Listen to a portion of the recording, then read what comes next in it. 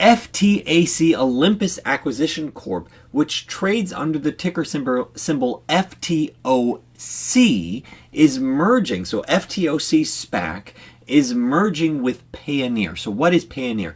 Payoneer is an e-commerce play that enables huge global marketplaces to make sure they can easily remit their payments to their international partners that are, generally small and medium-sized businesses. This is no small task, however. As you're looking at hundreds of countries, thousands of trade corridors, millions of potential partners, and significant legal and tax challenges. This SPAC deal is expected to close in the first half of 2021. The setup here is actually really interesting as they're tapping into and enabling several mega fast-growing global marketplaces like Airbnb and Fiverr, which drives repeat business. So you get this sort of repeat business, you get the scale of these businesses, you're enabling them with international remitting to their sort of counterparts, and you sort of grow as they grow. So it is certainly an interesting business model. Personally, I think the valuation is a bit rich. I'll get into that later in the video with my usual tools that I make available exclusively for YouTube subscribers. And this video goes out to Unrivaled Investing Journey subscribers. What do I mean by that? A quick 10-second plug, if you will.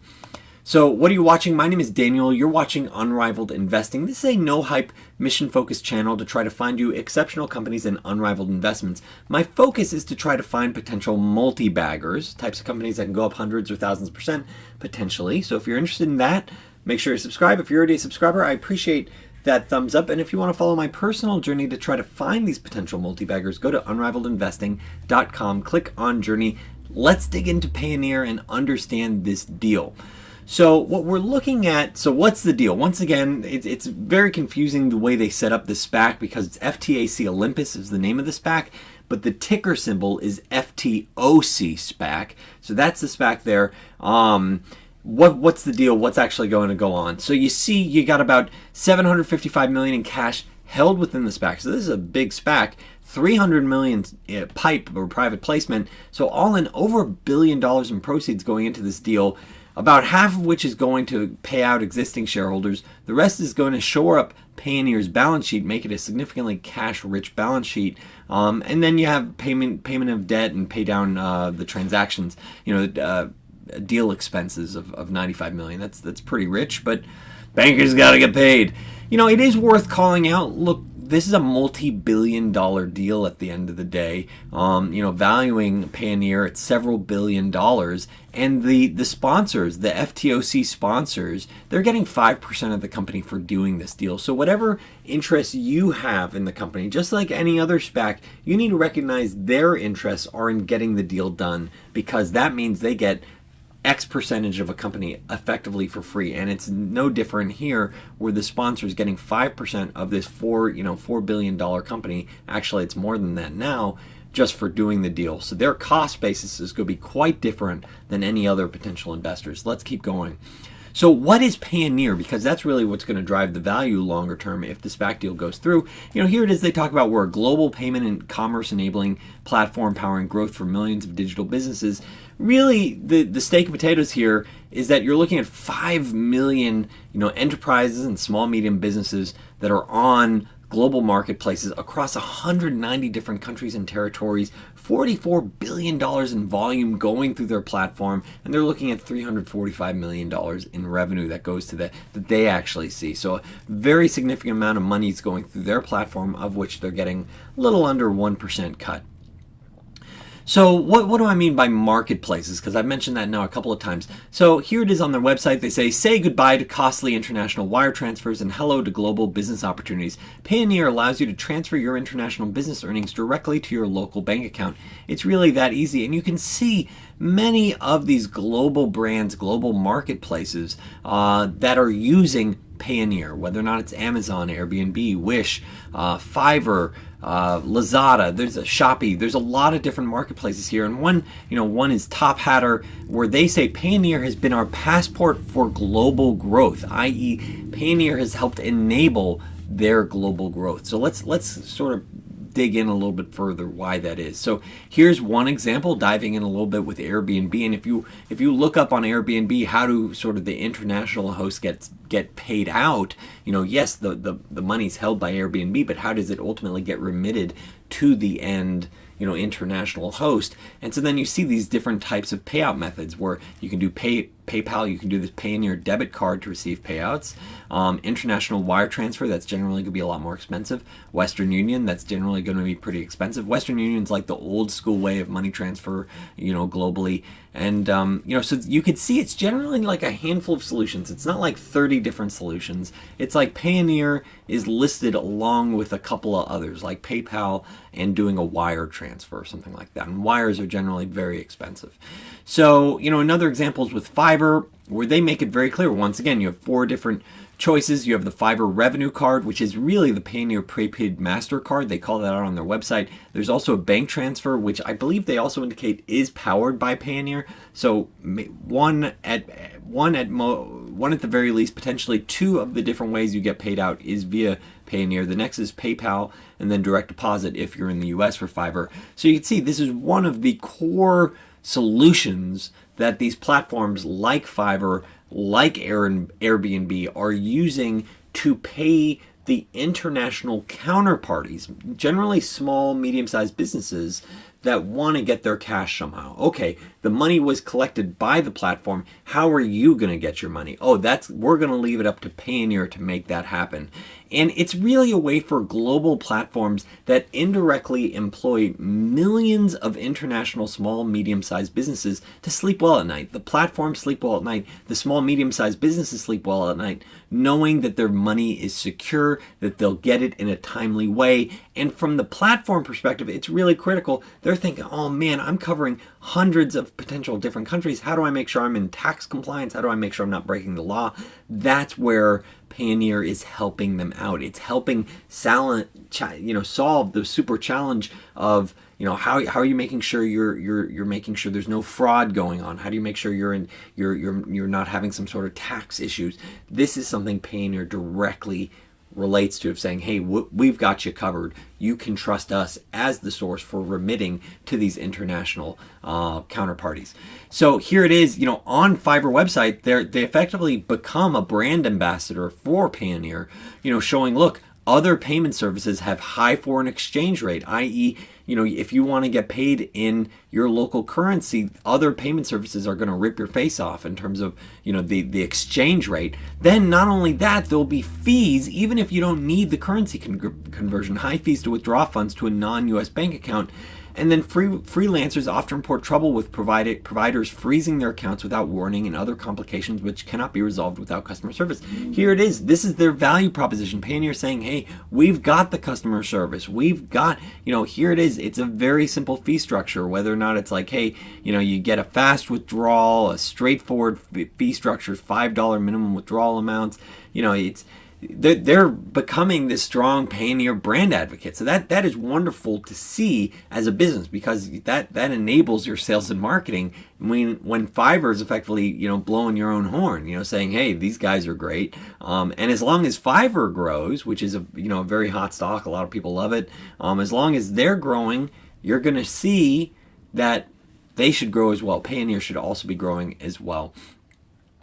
And so how does this business model for Payoneer actually work? And so the simple, break it down in 10 seconds is that you have the volume going through their platform, the dollars that are going through their platform, $40 billion plus in 2020. Then you get a cut of that, which is around 1%, and that translates into your revenue, the actual dollars that you can keep. So for every $1 that goes through the platform, effectively remitting funds from one of these big platforms to their end, international counterparties, they get, for every dollar, they get around 1 cent. So that's an interesting take, and all these pennies start adding up. That's what drives their revenue.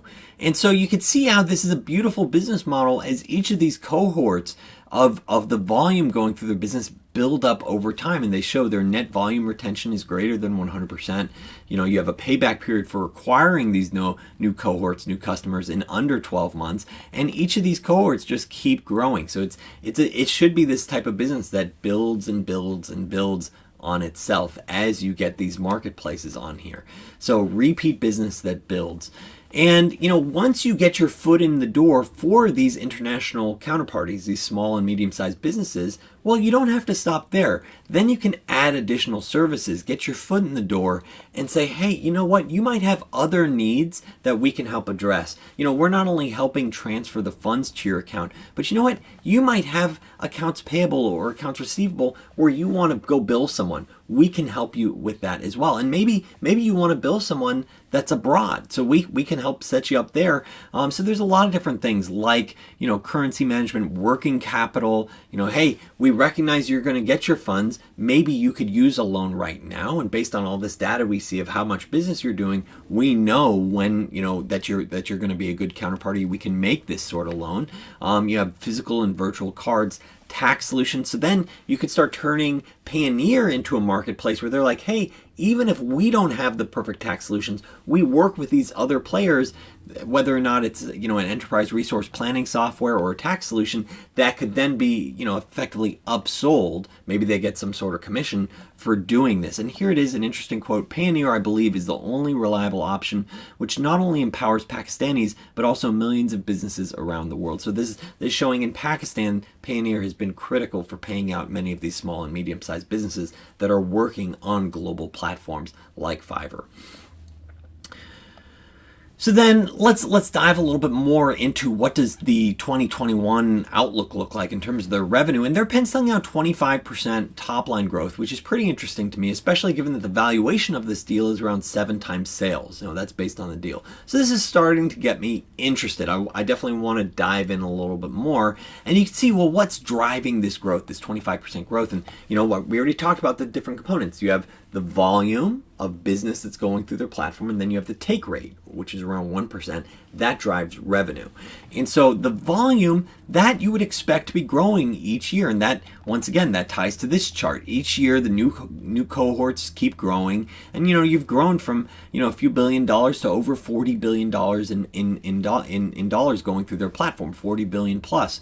And so you'd expect new customers, upsell new services, organic growth from existing customers. This all makes sense that you're going to see volume grow. However, the take rate is sort of a mixed picture, as you do have this sort of beneficial, hey, we're going to be moving into these sorts of additional categories, like helping them manage accounts payable and accounts receivable. And if we do that, or working capital, and if we do that, we can get a higher take rate. So that should bump up their take rate over time. But they're also seeing things that are impacting their take rate, like working with larger customers, where presumably it's a lower take rate, and also more and more domestic payments. So payments within country or intra-country payments that are resulting in lower take rates. So you don't have that, let's say, foreign currency exchange cost or revenue generator for them. And so that's leading to this volume, 64 billion in volume, $64 billion in volume in 2021. You see the 70 basis, so 0.7 of 0.7 pennies effectively of every dollar translates into $432 million in revenue that they're penciling out for 2021. And so, this is a super interesting business model, and longer term, I would expect, as the type of business model that effectively scraping off 1%, a little under 1% of these transactions, this could be very lucrative business model over time, and they're penciling out 20% plus EBITDA margin. So that strikes me as super interesting, and maybe they're even lowballing it here. Maybe it could potentially be even higher.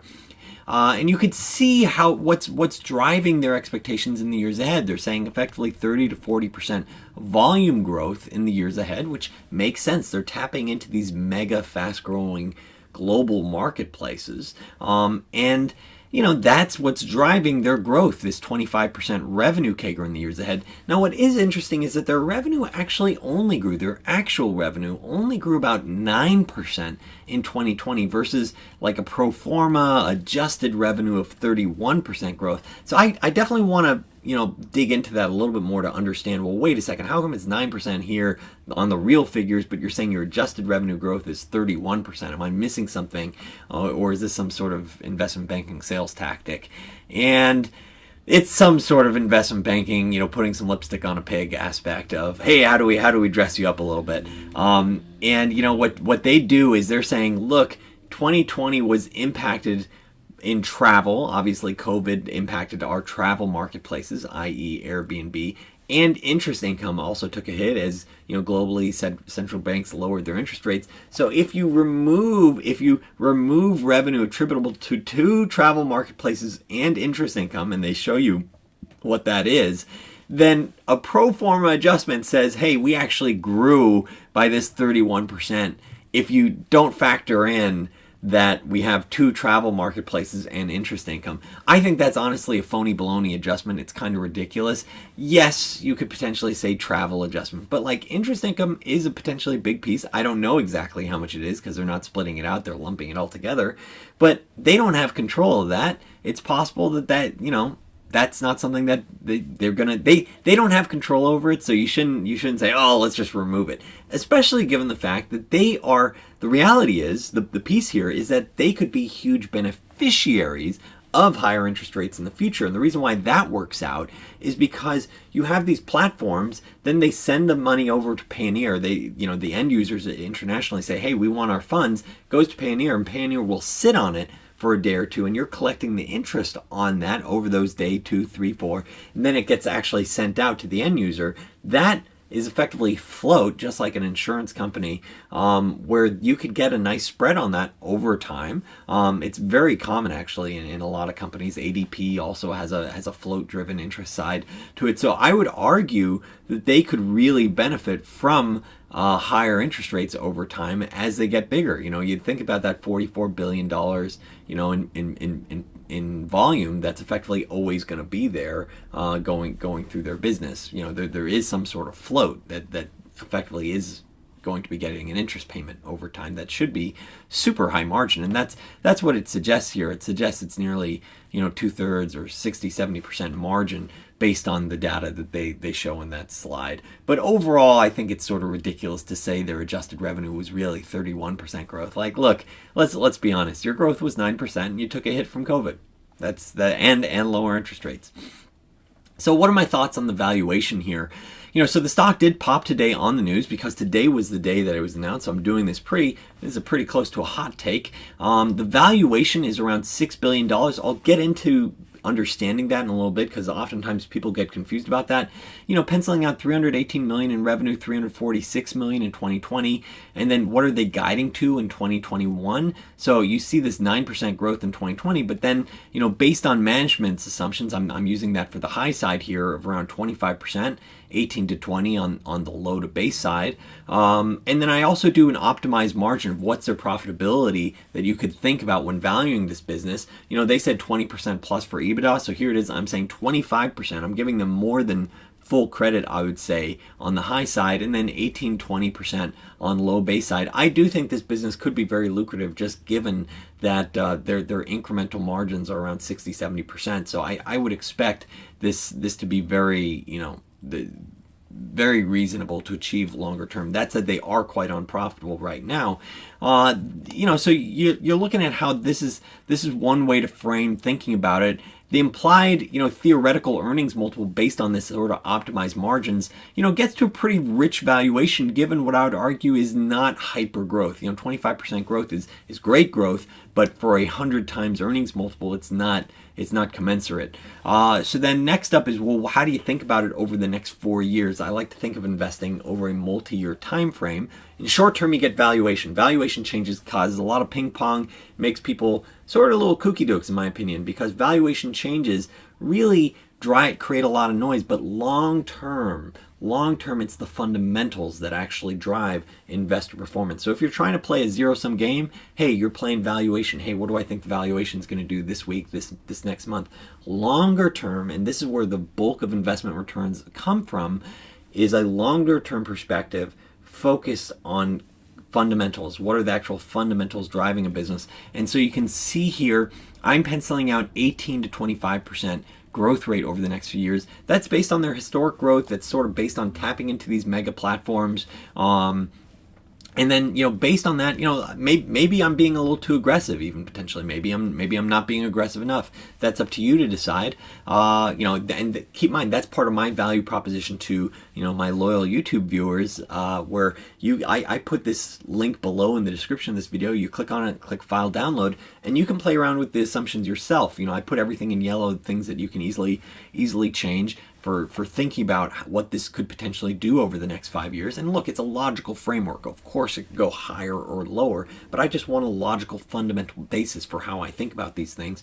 And so then, what's the assumed multiple for this business? Some could argue you should get a premium valuation. You're tapping into you are an enabler, you're a critical infrastructure for some of these, really pristine marketplaces. So you should get a really rich valuation, like 40 times. I put a very wide range from 20 to 40 times valuation, but the end result is that the potential risk reward for the stock at this current valuation just doesn't seem that compelling, where I'm saying, at most you're up 30% over the next 5 years, and the downside's very significant of 70% about over the next 5 years, just based on the current valuation. But maybe I'm being wrong on the growth rate. Maybe I'm wrong on the growth rate. Maybe I'm wrong on the margins. It's tough to say that I'm being too aggressive. It's tough to say that I'm being too conservative, on the margins, when they themselves are saying 20% plus is what they're targeting, and here it is on my low and base, I'm giving 18 to 20.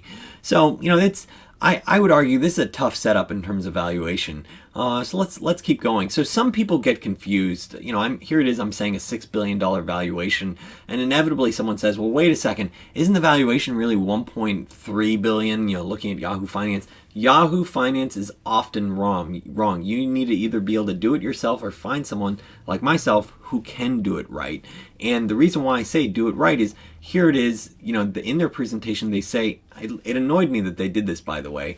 This is like one of two times in all the SPACs I've looked at where they don't show you the share count, but they're like the implied market capitalization. This is done at $10 a share, which implies around 380 million shares outstanding. But then you also have to factor in founder shares, public warrants, and Payoneer earnout shares. All in should add up to something closer to this figure that I'm getting. Keep in mind, this is all from management's presentation. So their share count is going to be really around 430, maybe around 420, depends on how you want to think about it, maybe even higher.